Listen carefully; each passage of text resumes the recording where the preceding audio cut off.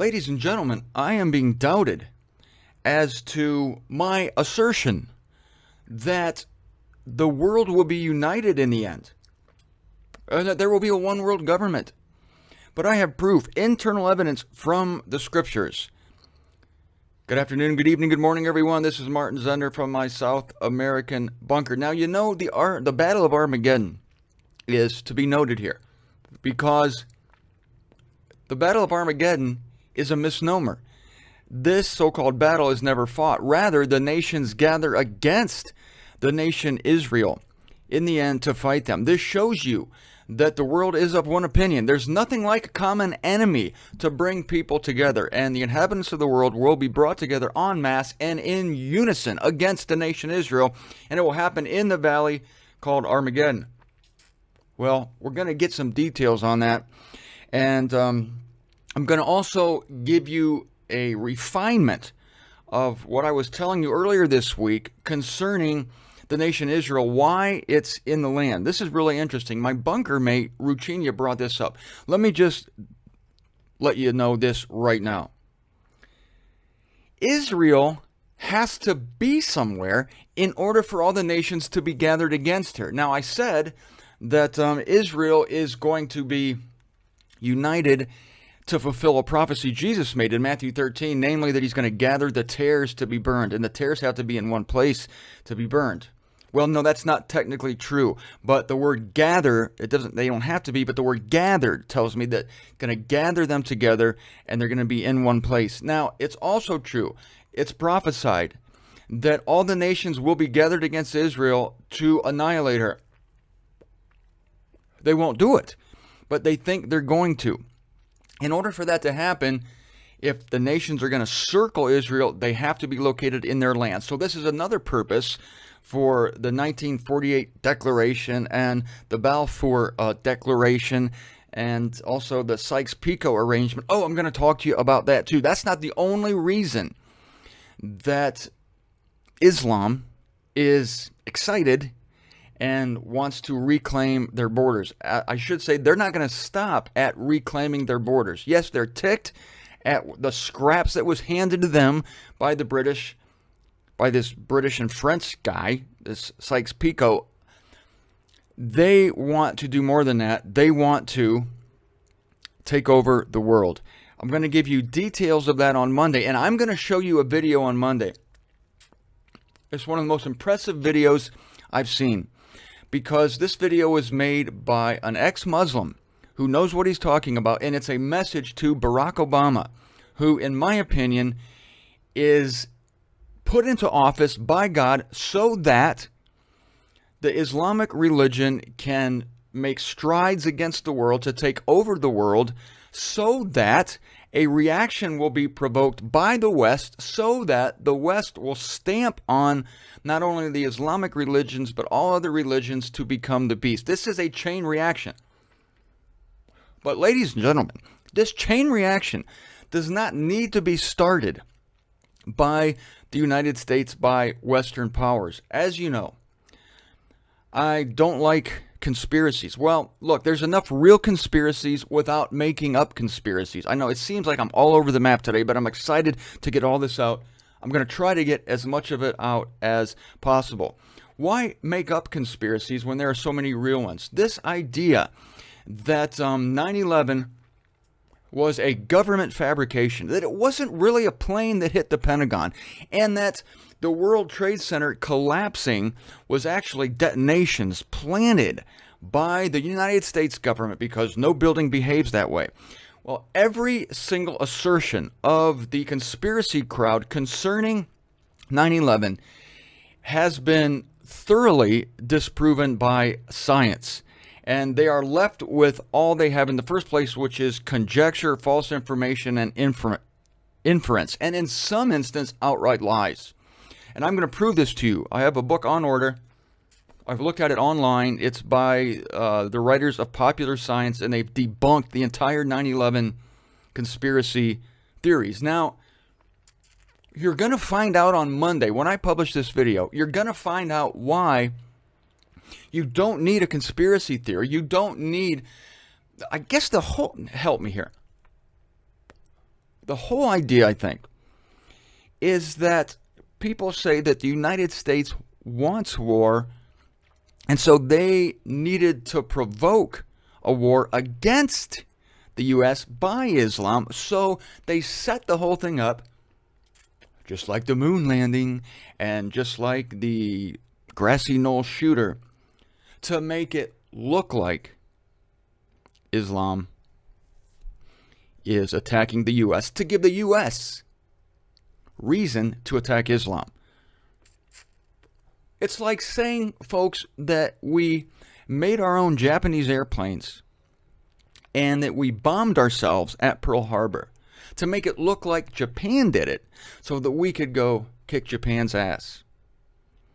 All right, again, there are enough real conspiracies without inventing them, because Islam, the radical elements of Islam, and even that's questionable, what I say radical elements, because this man you're going to hear on Monday, I'm going to play this 8-minute video in its entirety. You're going to see that this guy saying, an actual a guy who was raised in the religion, is saying you cannot divorce the radical elements of Islam from what the main religion wants to do as printed in its own Bible, the Quran.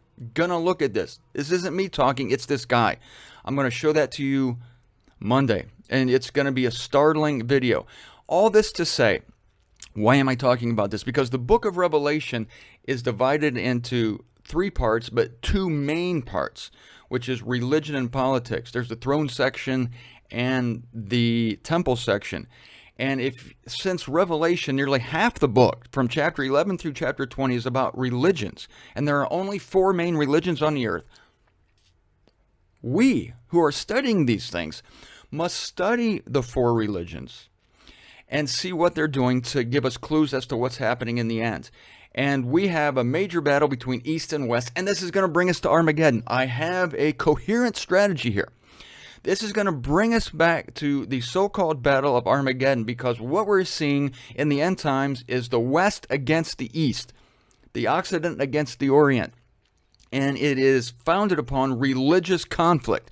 And the Arabs and the Israelis go way, way back, way before the CIA. The CIA wasn't even invented when Ishmael started persecuting Isaac, the son of the bondage versus the son of promise, and vice versa. Isaac persecutes Ishmael. It's all a big mess. It's ancient. Ancient. Has my cigar gone out? No. Okay, good. And it predates, again, any conspiracy theories. It predates the CIA. I'm not saying that there aren't liaisons and schmoozers and backroom deals and things like that. I'm not saying that the U.S. does not have any involvement whatsoever. I'm just saying that this ancient religion needs no provocation. They have their own internal provocation, and it's in the Quran itself. It's not me, it's this guy. Now, Armageddon. I thought that was brilliant, by the way, of my bunker mate Ruchinia to realize that if the nations are going to surround Israel, A, the nations have to be united, a one world government, and B, it gives another reason, another explanation why the nation Israel would be reinstituted in their own land. Did you know this is really sad? Lord Balfour actually asked a man named Chaim Weissman if Chaim wouldn't mind if Israel had its own land in Uganda. God's truth. They originally offered Israel back in post-World War I. Can we give you your own nation, but let's just give you part of Uganda? Uganda! What pure-blooded, proud Israelite is going to accept its homeland in Uganda? This shows you the ignorance of the West, of the ancient desires of not only the Israeli people, but the Arabs as well. Ancient desires that have been going on for a long time that are going to come to a head. Which brings us to Armageddon. Now, it's really hard to maneuver around in the bunker. As you know, I have problems here. And so I'm going to be, I'm going to be using my high-tech bunker light. I want to show you that here in a second. There it is. I'm going to use it to illustrate my Bible so I can read it, because the lighting is very dim here in the bunker. Listen to this. Armageddon. This is from the Concordant Dictionary. The city of Megiddo in the plain of Esdraelon, where the kings of the earth will mobilize their armies against Christ. It's a valley. It's not a mountain. It's a plain. The plain of Esdraelon. We'll look at that. When we get to it, we're going to look at it geographically. Oh, and here's another point. Here's another point. Is that, Martin, why, and I've been asked this, and I'm going to answer it right now. Martin, why? Oh, you know what? Let's go to the actual passage in Revelation 16. No, let's don't. It's too complicated right now. I want to do that later. Martin, why are there kings? You said there's a one world government. And now we find out that there are kings of the earth. How can there be kings with a one world government? Kings is plural. Isn't there one king, the Antichrist? Yes. But have you heard of a shadow government? Some are claiming, and I think there's some truth to it, that we have a shadow government now, in that the politicians in place are front men. They're puppets for the real pullers of the strings, which are behind the scenes. And then we can get into all that, who is behind the scenes. Well, I think the question is, what is behind the scenes? And what is behind the scenes is money. And money will be the driving force of the nation's anger against Israel, because Israel is going to be so enriched with their financial capital in Babylon that the only way that the other nations will be able to pay the debt they will owe to Israel, to the Jewish people, is to kill them.